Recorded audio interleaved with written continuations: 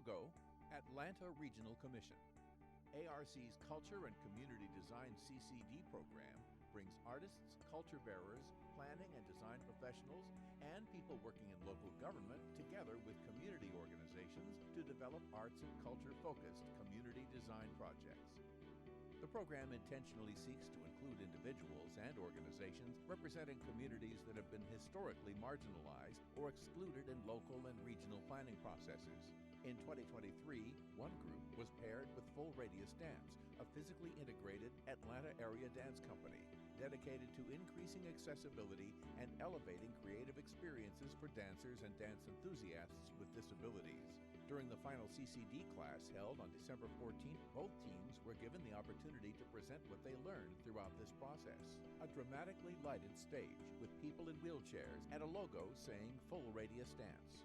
Full Radius Dance joined CCD to increase accessibility of its virtual and in-person programming by understanding and addressing the needs and realities of the disability community.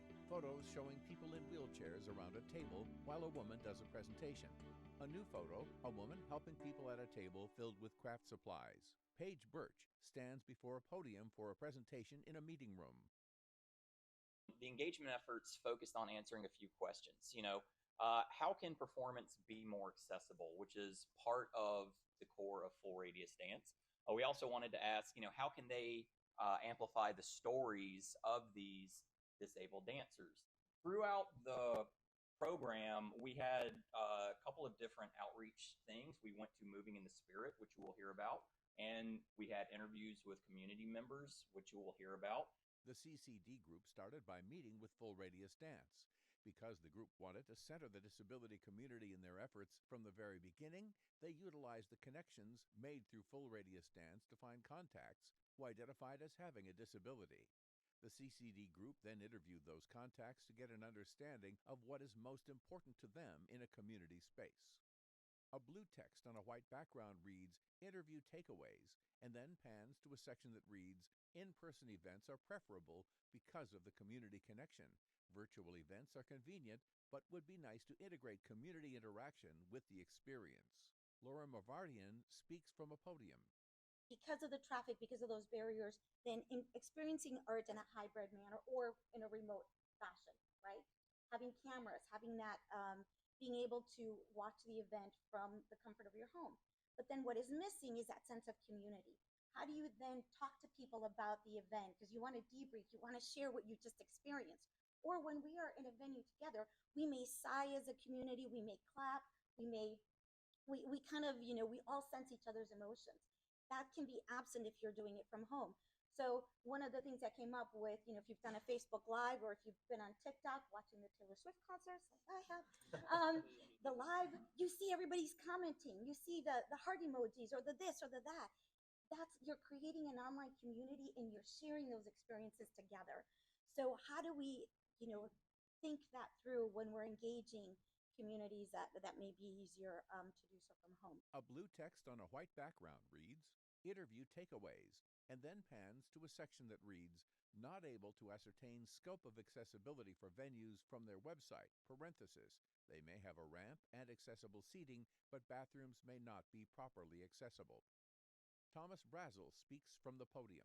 Many respondents wish to see a venue's accessibility options available to them before physically arriving on site, as Laura mentioned. This would allow attendees to plan their evening and negotiate potential accessibility issues beforehand. Accessibility options people wish to see include accessible parking, transportation maps, more accessible seating, and a greater variety of accessible seating locations within the venue, and more accessibility options for the hearing impaired, and live streaming options for people who are unable to attend physically. The CCD group visited Full Radius Dance during their summer intensive dance workshop, which was held at Moving in the Spirit. The CCD group toured the Moving in the Spirit building to understand how accessibility-forward design can be best implemented in public spaces. Moving in the Spirit's new building was completed in 2020 and was created with guidance from Full Radius Dance's founder and artistic director Douglas Scott, in a prime example of community co-design. Emma Sharma speaks from the podium. Hi everyone, my name is Emma. I use she, her pronouns. Eastern. I have dark hair, dark eyes. I'm wearing a kind of beige turtleneck top, and I will be presenting the next few slides. And I just want to point out this audio description of myself is something I learned through this process and that I'm very grateful for doing. Moving in the Spirit is a dance school theater? Yes, school. School is the way to say it. Their building is particularly designed with ADA compliance, but they've also gone almost a step further. We've walked through the space and learned about how they really tried to keep in mind the experience of a person with disabilities as close to the experience of a person without disabilities. They even had a sound booth that had a lowered window so that someone with a wheelchair could run sound and light. After the site tour in August of 2023, the CCD group returned to Moving in the Spirit to host a co-design jam centering on people with disabilities. Because accessibility was a key component, the event was also hosted virtually. At the co-design jam, the CCD group created space to learn how to integrate stories from the front lines of dance and disability with the goal of increasing accessibility to the work of Full Radius Dance. Thomas Brazel returns to the podium. I wanted to present to you today an overview of a video of the actual engagement that we did with the community over at Moving in the Spirit. And I hope that it encompasses a lot of the things that we have learned throughout this process and how we wanted to present that to you in an accessible way. A video begins.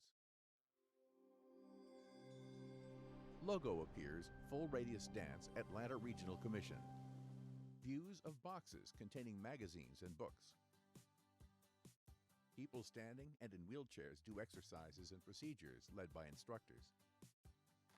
Working with members of Full Radius Dance and members of the disabled and non-disabled community, our team conducted a hybrid, virtual, and in-person interactive community co-design workshop at Moving in the Spirit in Atlanta, Georgia. Video ends. One of the ideas discussed at the co-design jam was a coloring page.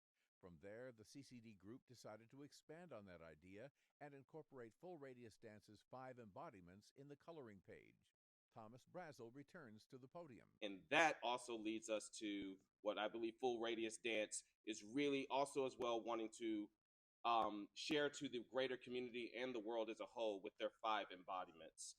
Starting on the lower left-hand side, where you'll see a dancer drawn around a starry background.